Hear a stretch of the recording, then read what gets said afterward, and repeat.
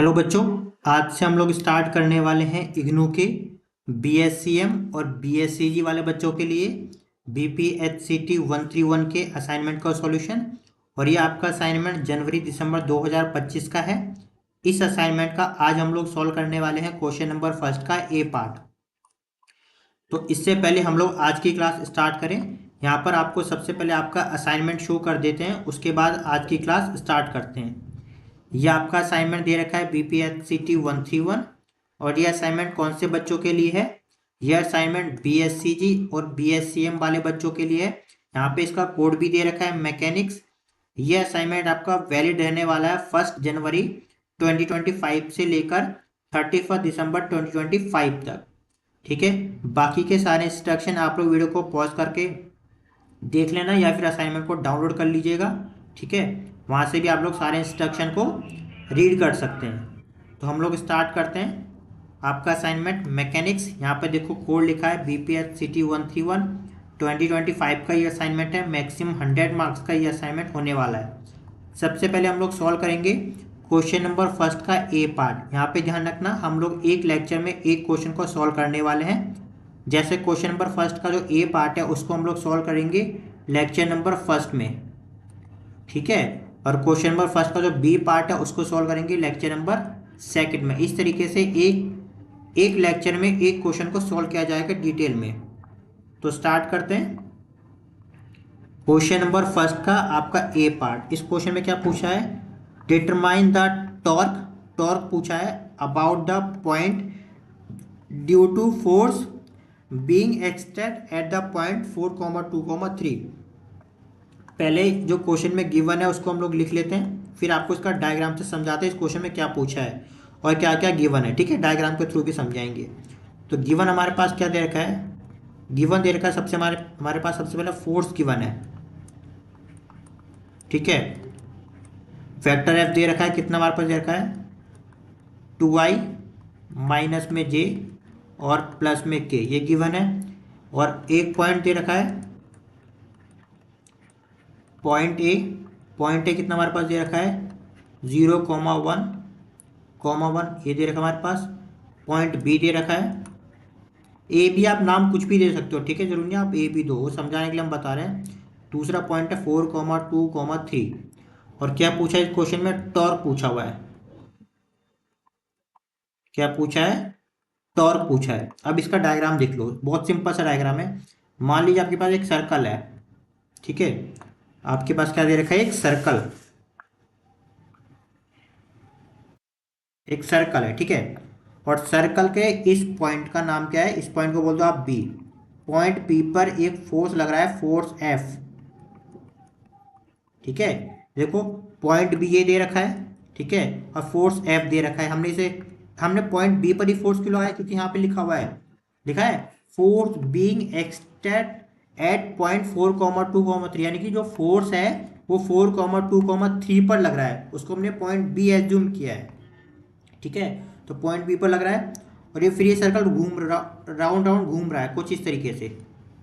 ठीक है, तो किसी वो सेंटर के अलॉन्ग ही घूमेगा।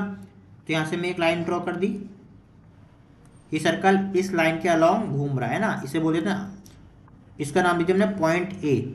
अभी कोई दिक्कत तो नहीं है। और पॉइंट ए से पॉइंट बी के बीच का कुछ ना कुछ डिस्टेंस होगा, उसका हमने नाम क्या दे दिया? आर।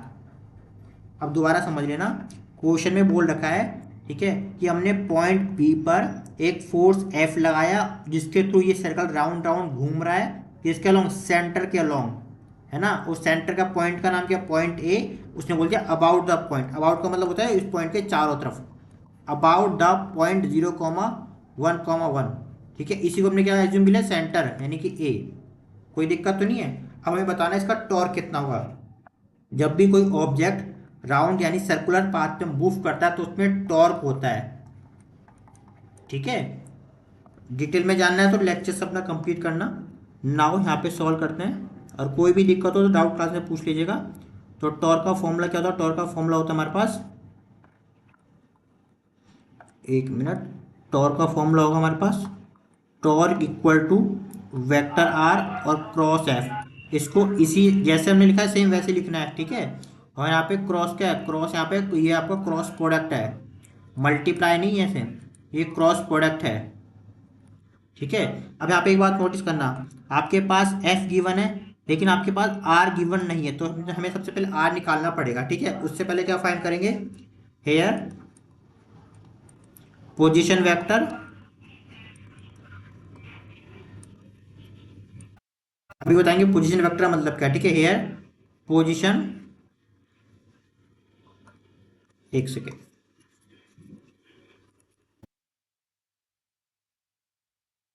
हेयर ओबी, क्या है ये ओबी, हेयर ओबी है आपका position vector, position vector of point B. तो किसी भी पॉइंट का हमें पहले पोजीशन वेक्टर निकालना होगा, उसे निकालते कैसे, हमारे पास दे रखा है पॉइंट बी, हमारे पास क्या दे रखा था, पॉइंट बी दे रखा हमारे पास 4, 4, 2, 3। तो इसका पोजीशन वेक्टर सिंपल सा ही होता है, 4 के आगे आई लगा देंगे, 2 के आगे हम जे लगा देंगे और 3 के आगे हम लोग के लगा देंगे। और पोजीशन वेक्टर क्यों निकाला वो भी बताएंगे, अभी टेंशन मत लेना, पूरा देखना अभी। ठीक है, नेक्स्ट ओ ए हमारे पास क्या दे रखा है, ओ ए दे रखा है पोजीशन वेक्टर,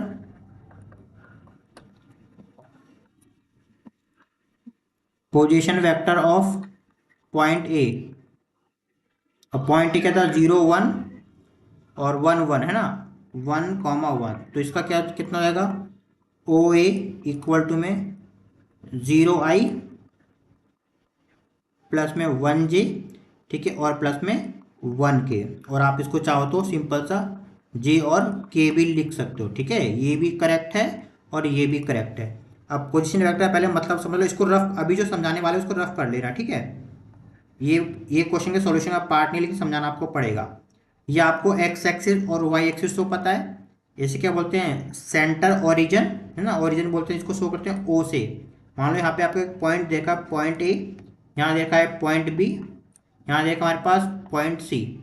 ठीक है, और ये बात तो आप लोग सभी जानते हो, पॉइंट ए की वैल्यू ऐसे निकालते हो, याद करो अपने स्कूल लेवल पे क्या होगा, कार्टेशियन प्लेन में एक्स वाई करके है ना, पॉइंट बी का हम ऐसे निकालते हैं, ये पॉइंट बी का हो जाएंगे वैल्यू, पॉइंट सी का याद करो होगा ना। ये तो हो गए कोऑर्डिनेट के थ्रू। ठीक है, मान लीजिए यहाँ पे क्या हमारे पास हो गया, x1 y1 है ना, इसका हो गया x2 y2, पॉइंट याद करो, ये x3 और y3। अगर नहीं याद है तो कंफ्यूज ज़्यादा मत होना, इतना तो आपको पता होगा, ABC पता होना चाहिए। ठीक है, अब आपको बताना है इस पॉइंट की पोजीशन बतानी है वेक्टर के फॉर्म में, ये तो पॉइंट के फॉर्म में है, ये तो पॉइंट के फॉर्म में हम निकालेंगे, वेक्टर के फॉर्म में क्या होगी, तो ये होती है ओ से ए,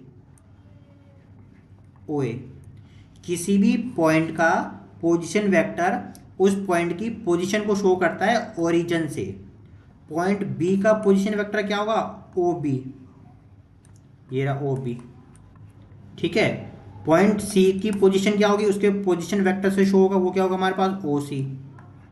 बोलो कोई दिक्कत तो नहीं है, इसको एक्चुअली में रफ कर लेना ये चीज़। ठीक है ना, तो वही हमने यहाँ पे निकाल दिया है। अगर आपको पॉइंट बी का पोजीशन वेक्टर निकालना तो वो ओ बी होगा डायरेक्ट, उसका डायग्राम की कोई जरूरत नहीं है।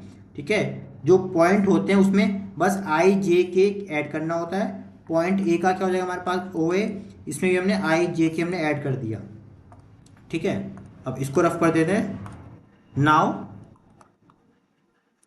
अब पहले आर निकालेंगे, हमारे पास आर इक्वल टू हो जाएगा हमारे पास ए बी, अरे आर क्या है, आर यही तो है, आर क्या है, आर डिस्टेंस है पॉइंट ए और पॉइंट बी के बीच का। तो अब डिस्टेंस ऐसे तो निकालते हो ए बी करके, है ना, तो वही हमने क्या है, क्योंकि वेक्टर है तो हम उसके ऊपर वेक्टर लगा देंगे, कोई दिक्कत तो नहीं है। तो वही हमने क्या है ए बी। तो अगर आपको किसी दो पॉइंट के बीच का डिस्टेंस निकालना है तो बाद वाले पॉइंट में से, यानी बाद वाले पॉइंट के पोजीशन वेक्टर में से पहले वाले के पोजीशन वेक्टर को माइनस करना होता है। यानी हमने बी वाले के पोजीशन वेक्टर में से ए वाले के पोजीशन वेक्टर को माइनस कर दिया। ठीक है, यानी ओ बी माइनस ओ ए। अब ओ बी हमारे पास कितना दे रखा था, वो दे रखा था हमारे पास 4I प्लस में 2J प्लस में 3K माइनस में, और ये हमारे पास क्या अंदर रखा था 0I है ना, प्लस में 1J। ठीक है, और ये कितना हमारे पास प्लस का 1K, ये तो दे रखा है। अब इसको सॉल्व करेंगे, सॉल्व करेंगे कैसे करेंगे, आई वाली टर्म को आई से माइनस करेंगे। ठीक है, तो 4I माइनस 2I कितना जो हमारे पास है 4I, 2J को माइनस करेंगे 1J से, तो कितना हो जाएगा हमारे पास प्लस का 1J, 3K में से 1K को माइनस करेंगे तो कितना है हमारे पास 2K। बोलो कोई दिक्कत तो नहीं है, हमारे पास R का आंसर आ गया। R इक्वल टू में 4I 1J और 2K, इक्वेशन नंबर सेकेंड। अब हमारे पास R भी दे रखा है और हमारे पास F भी दे रखा है, और टॉर्क का फॉर्मूला क्या है, ये रहा टॉर्क का फॉर्मूला। बस इसमें पुट करना और सॉल्व करना है। सॉल्व करते हैं। अब देखो, नाउ टॉर्क इक्वल टू में R क्रॉस F, ये क्रॉस प्रोडक्ट है, और क्रॉस प्रोडक्ट को आपने सॉल्व करना सीखा होगा। कैसे सॉल्व करते हैं हम लोग इसे, I J और K याद करो, ठीक है। और सबसे पहले किसकी वैल्यू आएगी, सबसे पहले आपकी वैल्यू आएगी जो R वेक्टर के कंपोनेंट है। तो R के कंपोनेंट क्या दे रखे हमारे पास, 4 1 और 2। यहाँ पे क्या आएगा 4 1 और 2। बोलो कोई दिक्कत तो नहीं है। R वेक्टर का I के साथ क्या है 4, J के साथ क्या था 1, K के साथ क्या था 2, वो हमने लिख लिया, ठीक है। एक्स्ट्रा रफ कर देते हैं ये चीज। अब सेकंड लाइन में क्या आने वाला है, जो वेक्टर F था उसके कंपोनेंट। तो वेक्टर F हमारे पास, अब बैक जाके देखना, उसमें I का कंपोनेंट क्या था, वो था हमारे पास 2, ठीक है। J का कंपोनेंट क्या था माइनस का 1, और K का कंपोनेंट हमारे पास क्या था 1। बोलो कोई दिक्कत तो नहीं है। दोबारा से रिपीट कर देते हैं। देखो ध्यान रखना, पहली वाली लाइन में किसके कंपोनेंट आते हैं, जो पहले लिखा होता है, ये पहले वाला, ठीक है। और दूसरी लाइन में किसके कंपोनेंट आएंगे, जो बाद में लिखा होता है, ठीक है। कोई दिक्कत तो नहीं है। उम्मीद करते हैं आपको इतना क्लियर होगा। अब इसको सॉल्व करना है। सॉल्व कैसे करते हैं, सबसे पहले हम लोग आई के लिए सॉल्व करेंगे। किसके लिए, आई के लिए। तो आई, और ध्यान रखना आई के सामने साइन प्लस का होता है, जे के सामने माइनस का होता है। यहाँ पर नहीं लिखते, नेक्स्ट स्टेप में लिखते हैं, ध्यान रखना, ठीक है। यहाँ से रफ कर देते हैं। तो इसके लिए क्या करते हैं, इस आई के सामने और इसके ये, इसको हाइड कर देंगे। कितना बचा हमारे पास, ये बचा हमारे पास 1 -1 और 2 और 1। बोलो कर लोगे। नेक्स्ट क्या था जे, तो माइनस का जे, माइनस के जे को कैसे सॉल्व करेंगे, इसको सॉल्व करने का ये तरीका है। अब जे के सामने और जे के नीचे वाला हाइड करेंगे। कितना बचा हमारे पास, ये बचा ना 4, उसके नीचे 2, फिर ये 2 और इसके नीचे 1। बोलो कोई दिक्कत तो नहीं है। अब करेंगे के लिए। देखो आई प्लस का है, जे माइनस का है, और के आपका प्लस का है। प्लस माइनस से चलता है। तो के लिए क्या आएगा हमारे पास, के लिए हमारे पास ये हो जाएगा, के सामने का हाइड कर देंगे, के नीचे का हाइड कर देंगे। कितना बचा हमारे पास, 4 बचा, 2 1 और आपका -1। बोलो कोई दिक्कत तो नहीं है, ठीक है। अब आगे हम लोग कैसे सॉल्व करना है, यहाँ पे बता देते हैं।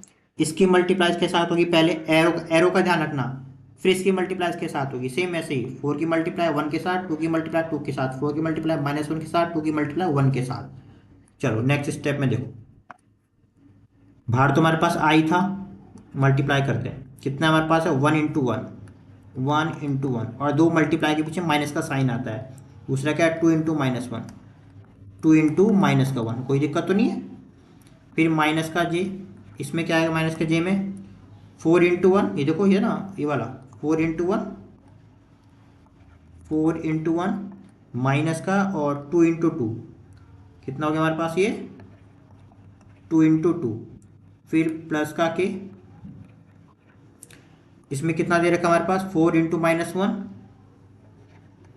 4 × -1 माइनस का, और 2 × 1, 2 × 1। अब इसको सॉल्व करते हैं। चलो ये तो हो गया आई, 1 × 1 1 हो गया, ये प्लस का 2 हो जाएगा, है ना, माइनस माइनस प्लस, और 2 × 1 2, माइनस का जे, ये कितना हो जाएगा 4 -2 2 जा 4, ठीक है। नेक्स्ट के, ये हो जाएगा माइनस का 4, माइनस का 2, सॉल्व करते हैं। ये बन जाएगा हमारे पास 3i, ये तो हमारा जीरो है ना, 4 से 4 कैंसिल, तो ये पूरा जीरो हो गया। प्लस में कितना हो गया -4 और -2 माइनस का 6, तो आंसर आ जाएगा हमारे पास माइनस का 6 के, यानी टॉर्क कितना हो गया टॉर्क इक्वल टू में ये, और इसको आप जो ऐसे भी लिख सकते हो कि टॉर्क इक्वल टू में 3i प्लस में 0j, क्योंकि वो जे की टर्म है नहीं इसमें, और माइनस का 6k। अभी लिखने का तरीका, जितना आप सिलेबस कंप्लीट कर लोगे, जितना प्रैक्टिस कर लोगे, उतना आपको समझना और अच्छे से समझ में आता जाएगा। ठीक है, आप चाहे ये लिखो आंसर या फिर ये लिखो, दोनों करेक्ट है। ठीक है, तो हम मिलेंगे हमारे नेक्स्ट लेक्चर में नेक्स्ट क्वेश्चन के साथ।